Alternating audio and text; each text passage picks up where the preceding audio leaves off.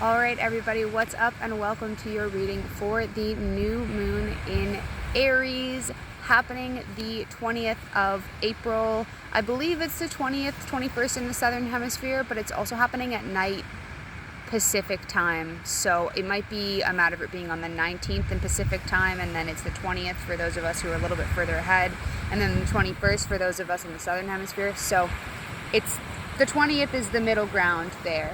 And this is a new moon in Aries for the second time this year. We've already had our new moon in Aries. We usually have one new moon per sign. And it's also a solar eclipse. There are a couple of other things happening in astrology as well. I'm not going to get into it because I am not an astrologer. I'm not a studied astrologer. I study a lot of astrology, but I am not a professional. I am a student or a dabbler. But all to say that there's a lot of emotion at this time. I know I'm certainly feeling a ton. I don't even think I could really articulate which feelings I am feeling because there are so many, and they change so often. But just allow yourself that recognition and that compassion that this is an extremely potent time, especially in the Aries astrological sign, that, you know, Aries is this sign that represents breaking through blocks and getting things started and embodying ourselves and our ability to do things. Really, you know, that ram energy, busting through stuff. So give yourself that compassion if you're feeling a lot. And I learned this from another astrologer that I really loved. You know, learning about what's going on with the collective and astrologically, and for me, this is all energetic channeling. You know, I read up about the zodiac signs and what's going on astrologically, but I'm just channeling whatever's coming through. It's really so that as a collective, we can learn to get amongst it and flow with the energy instead of against it. So allow yourself to recognize that you might not be feeling like you're really with it at this moment, and ask yourself what you can do for yourself to allow yourself to work with the energy a little bit more. You know, flow with the current and flow with the stream instead of flowing against it, because it'll be a lot easier on your body, your mind, and your soul if you can be in harmony with that fluidity. Okay, overall feeling, okay, great. So I wonder also if I used to say this in my videos earlier, that I'm always speaking to one color of the collective rainbow, because what's coming through for me is very different than what I've been listening to astrologically. So Inanna, this wholeness card, I don't think it's quite coming through without being a little bit fuzzy there. But this is a goddess she's the most familiar with the descent into darkness and the dark goddess. And what is coming through for this new moon in Aries is really a return to familiarity and to equilibrium. So this means that you might not be without challenge, and you might not be without setback or struggle, but these are struggles that you know. And these are struggles that you have experienced in the past and are familiar with. And although Inanna is I'm not going to say heavy, but she is a dark goddess. She's someone who I refer to in the realm of dark goddesses. This is more about climbing your way out of the cave and re-emerging into light. So be mindful of where you are hearing and listening to and observing, especially on the news and on Instagram. You know, Instagram's still a news source, of how hard things are and how much stuff is going to shit and how much trouble we're in and all of that narrative that's out there. You know, it's always going to be out there, and it's getting louder, of course, but keep in mind how you actually feel and what's actually going on in your life. You know, maybe at this particular moment in time, things are actually feeling quite good and things are feeling like they're turning a corner. And don't allow yourself to get swept up in all the narrative of all the crazy just because you're having an experience that differs from the whole right now. Can you feel whole and holistic with your own experience without feeling like you need to dip your toes back into the crazy that's going on outside? So be mindful and ask yourself and question where you feel your own light coming through, and whether you are putting on the clothes that are provided for you for the party that everyone else is going to, or whether you're going to choose to have the autonomy to continue what you're wearing, i.e. continue to work on what you're working on, and accept the wins as they come, and recognize the challenges that you know and you're familiar with, and work with that.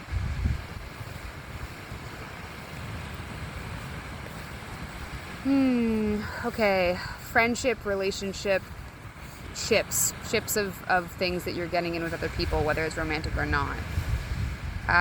Cool. Okay.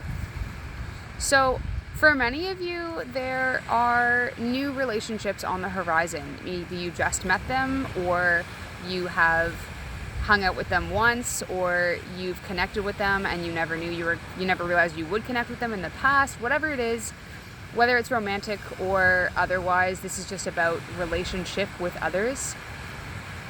Can you set, or can you ask yourself even, what the intention is for you in this relationship moving forwards? What are you hoping for? How would you like to carry yourself into this relationship? What are your expectations? For many of us, we often kind of kibosh these beautiful new relationships because we have these expectations about how something's going to go, and we didn't have that in our consciousness when we stepped into the relationship. And so all of a sudden things aren't going the way that we had unconsciously expected them to go, and then we feel disappointed or frustrated, or we blame the other person or whatever. When we give that enough distance and time, we inevitably end up realizing that was just that person's personality. So as you move into this new relationship, this new connection with whoever, maybe it's a new social circle even, can you get really conscious about what you're looking for as you move in? Are you seeking a type of safe haven? Are you seeking your found family? Are you seeking divine love? Or maybe you're just seeking friends for the moment. But get really curious. You don't need to go at your mind or your heart with a pickaxe, but get really curious about, what am I hoping for in these interactions, and what are my expectations? It's going to make things a lot smoother by, if we take away the gate that we had in our unconscious, then it's going to be a lot easier for us to walk forwards into that new relationship and allow it to look like whatever it's going to look like.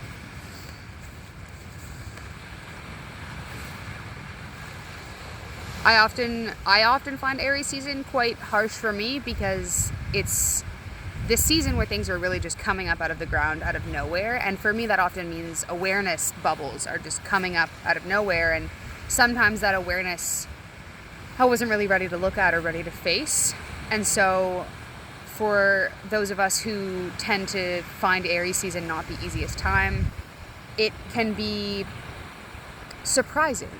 And the more we can allow that to come in as a gift of, oh yay, more awareness, now we can work with this, it becomes easier and really does feel like more of a gift when we're working with that energy.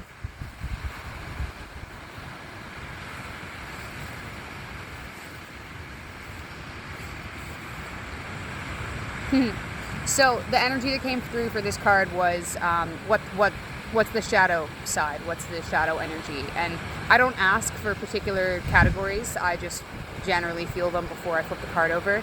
And really what's coming through for this reading, and these are always as much words of wisdom for me as they are for whoever is watching this at the time. The only shadow that you're going to be experiencing in the next 3 to 6 weeks or so is going to be the one you create yourself. So how much more can you surrender to what you're surrounded by, who you're surrounded by, what your body looks like right now, how you feel in your body? Some of those, how you feel in your body, you can change that through love and compassion and gentle movement and all those things. But certain things that just are the way that they are right now, the way that your baby seeds are growing in preparation for your garden, or the way that the talk went last night with your partner that you were hoping was going to go a different way. The more that you can surrender to the experience you're having right at this moment, we're never going to be able to recreate this exact moment in time. So if you're in an environment that you don't love, or you're in a situation that you're hoping is going to change, know that this is never going to happen again in this moment in time. Can you surrender to the experience you're having right now and allow the gifts and the truth seeds and all these little beautiful anecdotes of healing to come through and to kiss you and to bless you with what you're experiencing at this time? A lot of us have done a lot of heavy lifting throughout the winter, and some of us are feeling kind of over it. We're just ready to be different. We're ready to be in a different place. But what if you're learning, what if that winter was about foundation and now you're learning the more finite skills? Can you surrender to the experience?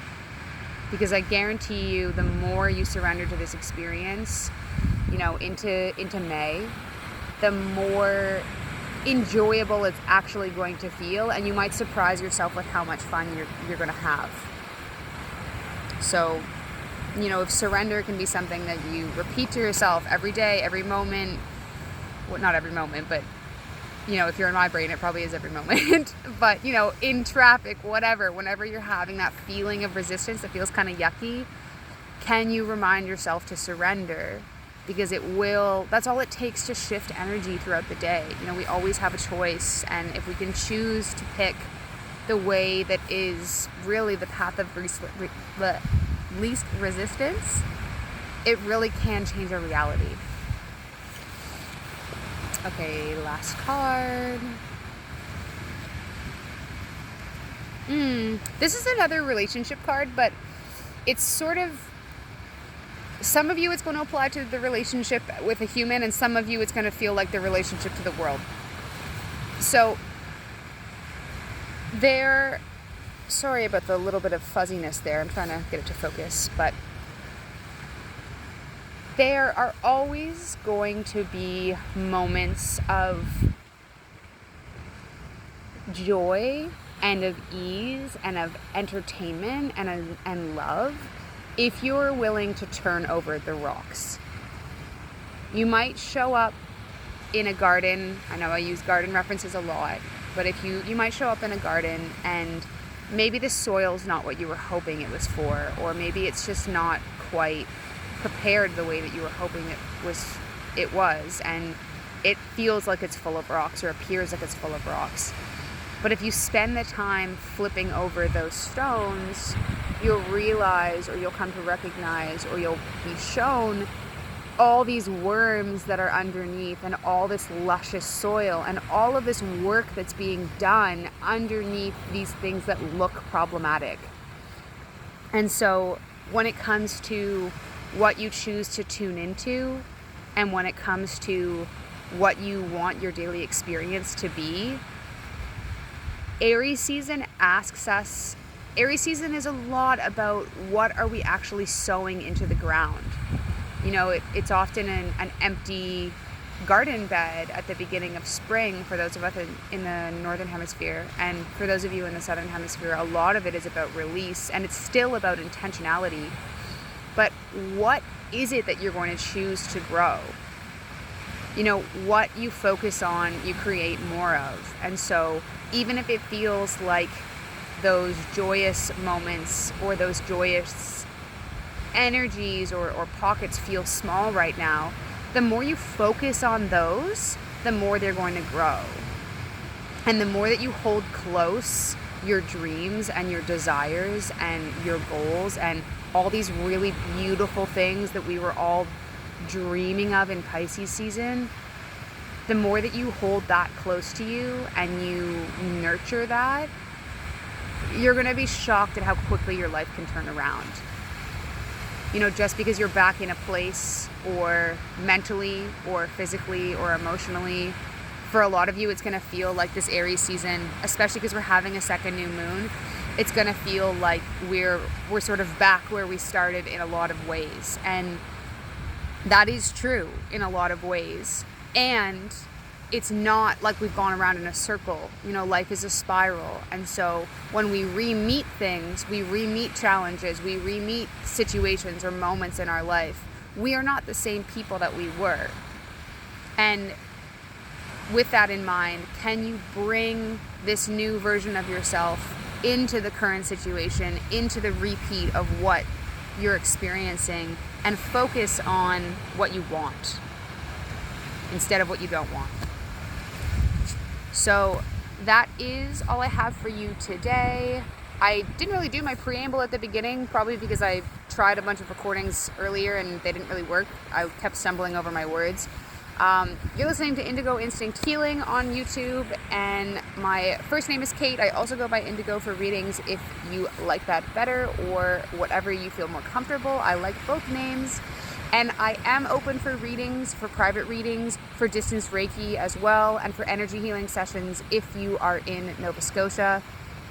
I can do energy healings as at a distance online, but I really don't do them very often. Readings are more of my jam if you are somewhere other than where I am. Check out all the links in the description box below. You can really book a session any way that you like, through Instagram, through Facebook, or through my website. And I am currently writing an energy book. I'm writing 2 energy healing books. One is going to be released relatively soon, probably by June or so. Energy 101. I haven't decided if I'm going to change the name. Probably won't. It's going to be an energy healing basics book. It'll be super important for all of you who are highly empathic, who are highly sensitive people, who think you might be a starseed. This book is for you. It will teach you all of the skills that I teach my clients and that I've learned over the years and cultivated over the years through my own learning and through other people I've met, and shamans and wise women and all of these people, indigenous friends. So check out the book when it comes out. For now, check out my website, and please book a reading if you want. Please like and share and subscribe to this channel, and thank you so much for being here. I'm really, really grateful that you're here. You are the only reason I'm still doing this, and I really, really love to do it, and so I am just grateful for your presence, and I really hope that this reading resonated. If it did, please drop a note in the comments, add me on Instagram, and come along for the ride. Blessings.